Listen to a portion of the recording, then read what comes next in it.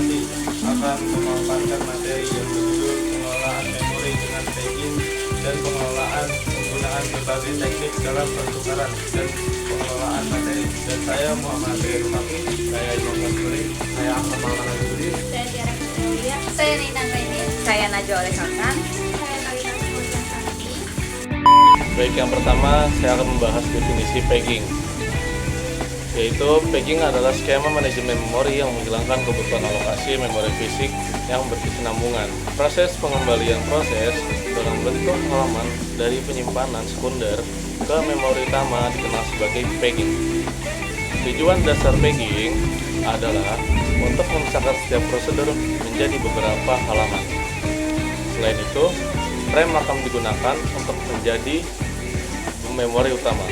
Skema ini memungkinkan ruang alamat fisik suatu proses menjadi tidak berkesinambungan. Dalam pegging, memori fisik dikenal sebagai blok-blok berukuran tetap yang disebut peg frame, yang ukurannya sama dengan halaman yang digunakan oleh proses. Ruang halaman logis proses juga dibagi menjadi blok-blok berukuran tetap yang disebut peg, yang ukurannya sama dengan peg frame. Yang kedua, itu ada MMU atau Unit Management Memory. Apa itu unit manajemen memori? Unit manajemen memori adalah komponen perangkat keras komputer yang menangani semua operasi memori dan penyimpanan, sementara yang terkait dengan prosesor. Dengan kata lain, MMU bertanggung jawab atas semua aspek manajemen memori. Biasanya terintegrasi ke dalam prosesor, meskipun dalam beberapa sistem, MMU menempati sirkuit terpadu atau IC yang terpisah. Manajemen memori yang efektif mengharuskan administrator sistem untuk memantau penggunaan dan manajer memori secara konsisten. Alat untuk membantu proses ini disediakan dalam OS komputer dan tersedia untuk vendor pihak ketiga. Apa sih yang dilakukan oleh MMU? Pekerjaan MMU terbagi dalam 3 kategori utama, yaitu yang pertama ada manajemen memori perangkat keras, mengawasi dan mengatur penggunaan memori akses, acak, dan memori capture oleh prosesor. Manajemen memori OS memastikan sumber daya memori yang memadai, tersedia untuk objek dan struktur data dari setiap program yang berjalan. Manajemen memori aplikasi mengalokasikan memori yang dibutuhkan setiap program individual, lalu mendaur ulang ruang memori yang dibebaskan saat operasi selesai. Bagaimana cara kerja MMU? MMU bekerja dengan mengubah alamat memori virtual yang digunakan oleh program menjadi alamat memori fisik di RAM. Ketika proses meminta data, MMU memetakan alamat virtual ke fisik menggunakan tabel yang disimpan di memori. Jika data yang diminta tidak ada di memori fisik, MMU akan memicu peg fault dan sistem operasi akan mengambil data dari penyimpanan sekunder. MMU juga menggunakan TLB atau Translation Log Site Buffer untuk menyimpan pemetaan alamat yang sering digunakan agar prosesnya lebih cepat. Network Address Translation atau NAT adalah teknologi jaringan yang digunakan untuk mengubah alamat IP pada paket data saat melewati perangkat seperti router. NAT memungkinkan banyak perangkat dalam jaringan lokal dengan alamat IP private untuk berbagi satu alamat IP publik ketika terhubung ke internet. Cara kerja NAT dimulai saat perangkat di jaringan lokal mengirimkan data ke internet router NAT. Router NAT menggantikan alamat IP private perangkat dengan alamat IP publik router dan mencatat informasi tersebut dalam tabel NAT. Ketika data balasan dari internet diterima router menggunakan tabel ini untuk memetakan kembali data tersebut ke perangkat lokal yang sesuai. Tujuan NAT adalah menghemat pengguna alamat IP publik yang terbatas, memungkinkan banyak perangkat menggunakan satu IP publik secara bersamaan, serta meningkatkan keamanan dengan menyembunyikan struktur IP private dari jaringan luar. Contoh. Mari kita bahas lebih dalam tentang algoritma pertukaran halaman FIFO, NRU, dan LRU beserta contohnya. Algoritma pertukaran halaman adalah mekanisme yang digunakan oleh sistem operasi untuk mengelola memori utama atau main memory ketika jumlah proses yang berjalan melebihi kapasitas fisik memori ketika terjadi page fault atau kegagalan halaman. Sistem operasi harus memilih halaman mana yang akan diganti dengan halaman baru yang dibutuhkan. FIFO, Fetch in Fetch out. Prinsip halaman yang pertama masuk ke memori akan menjadi yang pertama keluar. Kelebihan sederhana dan mudah diimplementasikan.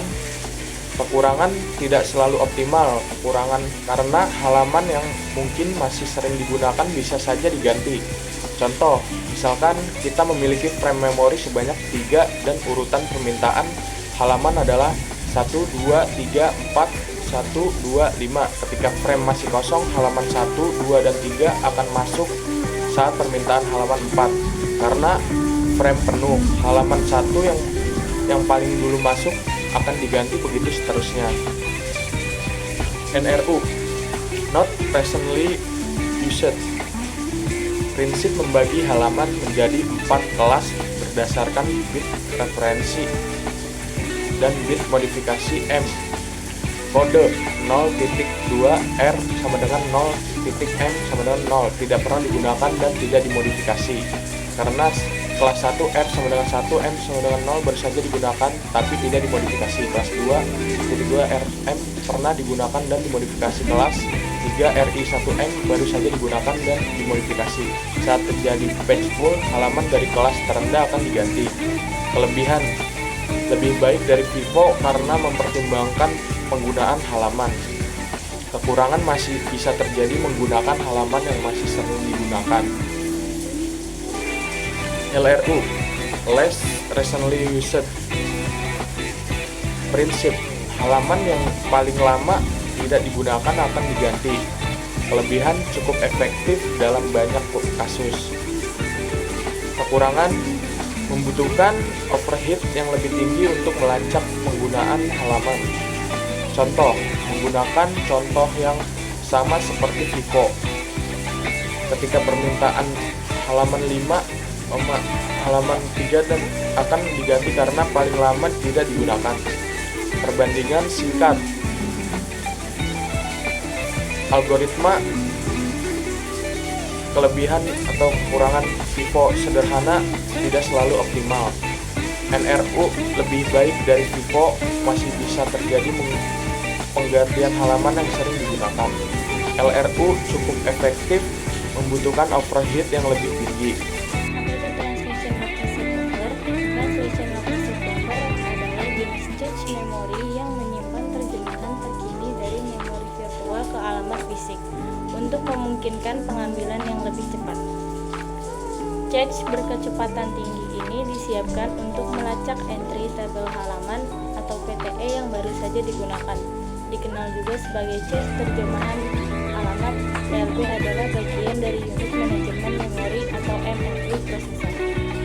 Dengan TLB, tidak perlu menempatkan PTE dalam register yang tidak praktis atau menyimpan seluruh tabel halaman dalam memori utama yang memerlukan 2 referensi memori utama. Sebaliknya, TLB memeriksa apakah halaman sudah ada dalam memori utama. Prosesor memeriksa TLB untuk PTE mengambil nomor bingkai dan membentuk alamat sebenarnya. Jika halaman tidak ada dalam memori utama, kesalahan halaman dikeluarkan dan TLB diperbarui dengan PTE baru. Cara kerja buffer tampilan. Terjemahan TLB didasarkan pada gagasan lokalitas referensi yang berarti hanya berisi entry halaman yang perlu diakses secara berkala oleh unit pemrosesan pusat atau CPU. Ketika sebuah program merujuk ke alamat memori virtual, pencarian dimulai di CPU. Pertama, cache instruksi diperiksa jika memori yang dibutuhkan tidak ada dalam cache yang sangat cepat ini. Sistem harus mencari alamat fisik memori tersebut. Pada titik ini, TLB diperiksa untuk referensi cepat ke lokasi di memori fisik. Bila alamat dicari di TLB tetapi tidak ditemukan, memori fisik harus dicari dengan operasi kelayakan halaman memori. Saat alamat memori virtual diterjemahkan, nilai yang dirujuk ditambahkan ke TLB. Sebagian besar prosesor menyertakan TLB untuk meningkatkan kecepatan operasi memori virtual melalui kedekatan yang mengurangi latensi inherent serta frekuensi CPU saat ini yang tinggi. Mengapa buffer lokasi terjemahkan diperlukan dalam sistem operasi. Tabel halaman dibuat untuk setiap proses. Selain itu, setiap tabel halaman berisi PTE. PTE menyediakan informasi tentang di mana halaman sebenarnya berada di memori utama. PTE juga mencakup informasi bit seperti bit yang valid atau tidak valid, bit kotor, dan bit perlindungan. Nomor bingkai yang merupakan alamat memori utama yang dirujuk juga disertakan dalam PTE. Tabel halaman dan PTE-nya harus ditempatkan di suatu tempat untuk mengurangi waktu akses keseluruhan sebanyak mungkin. Salah satu pilihannya adalah menggunakan register, jenis memori berkecepatan tinggi yang dapat mengurangi waktu akses.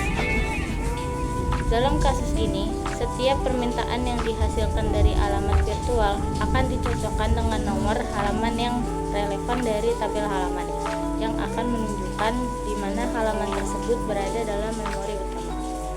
Namun, ini bukanlah pendekatan yang praktis karena register biasanya terlalu kecil untuk menampung semua PTE dari tabel halaman, yang dapat terdiri dari jutaan entry. Pilihan lainnya adalah menyimpan seluruh tabel halaman di memori utama. Tantangan dengan metode ini adalah diperlukannya dua referensi memori utama. Satu untuk menemukan nomor bingkai dan yang lainnya untuk menuju ke alamat yang ditentukan oleh nomor tersebut. TLB dapat menghilangkan masalah yang terkait dengan kedua masalah ini. Cache berkecepatan tinggi ini dapat melacak transaksi yang baru-baru ini digunakan melalui PTE. Hal ini memungkinkan prosesor untuk memeriksa TLB guna mengonfirmasi apakah PTE yang dikenal sebagai bit TLB lalu mengambil nomor bingkai dan alamat sebenarnya. Jika PTE tidak ditemukan di TLB, nomor halaman digunakan sebagai indeks dan TLB diperbarui dengan PTE baru. Peristiwa batch fault. Batch fault adalah kondisi ketika prosesor tidak menemukan halaman data yang dibutuhkan dalam memori utama. Hal ini terjadi ketika sebuah program mencoba mengakses data yang tidak ada dalam memori utama, atau ketika halaman data yang dibutuhkan telah di-swap atau keluar ke disk. Ketika terjadi batch fault, sistem operasi harus melakukan beberapa langkah-langkah untuk menyelesaikan masalah ini. Yang pertama adalah menemukan halaman data yang dibutuhkan. Sistem operasi mencari halaman data yang dibutuhkan pada disk. Yang kedua, frame memory. Sistem operasi memilih sebuah frame memory kosong untuk menyimpan halaman data yang dibutuhkan. Dan yang ketiga, membaca halaman data dari disk. Sistem operasi membaca halaman data dari disk ke frame memory yang telah dipilih.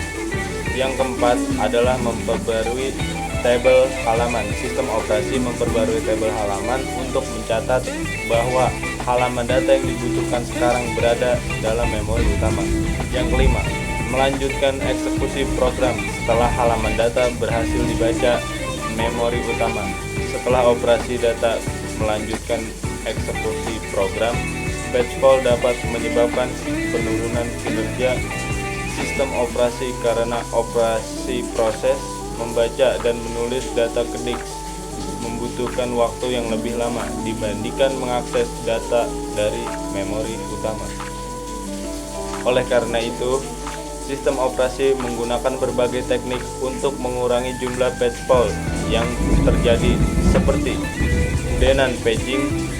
Teknik ini hanya membaca halaman data ke memori utama untuk halaman tersebut benar-benar dibutuhkan oleh program. Dan yang kedua, batch replacement algoritma. Teknik ini memilih halaman mana yang harus di-swap keluar untuk disk ketika tidak ada frame memori yang kosong. Dan yang ketiga, memory management teknik. Teknik ini mengatur penggunaan memori utama secara efisien, mengurangi kemungkinan terjadinya batch fault.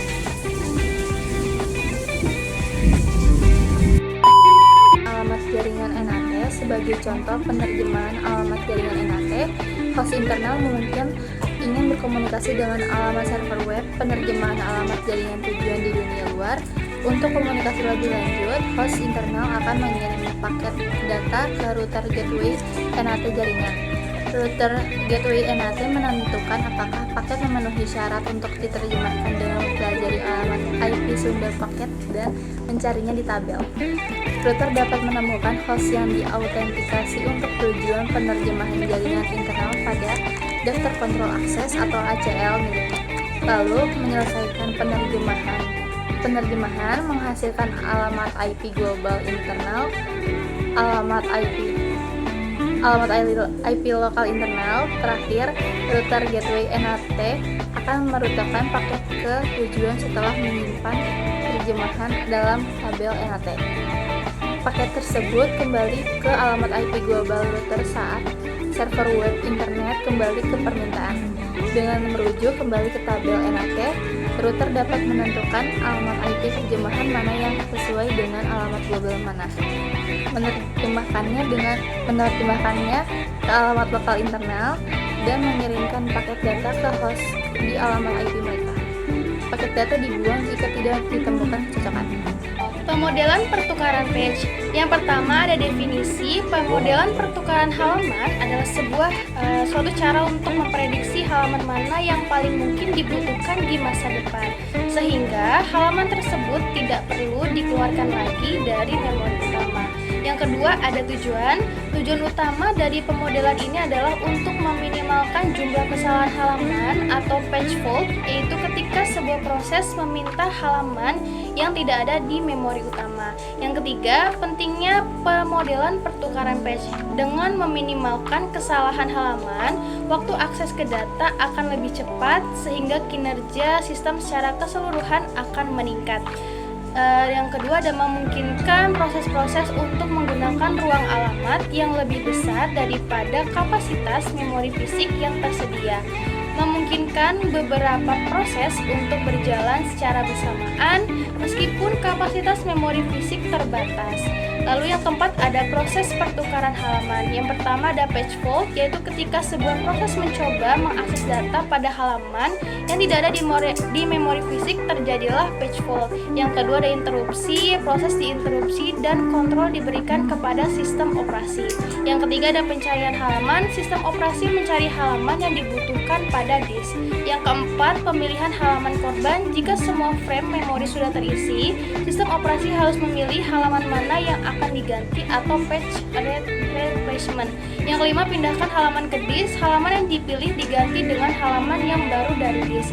Yang keenam, update tabel halaman. Tabel halaman diubah untuk mencerminkan perubahan di lokasi halaman di memori.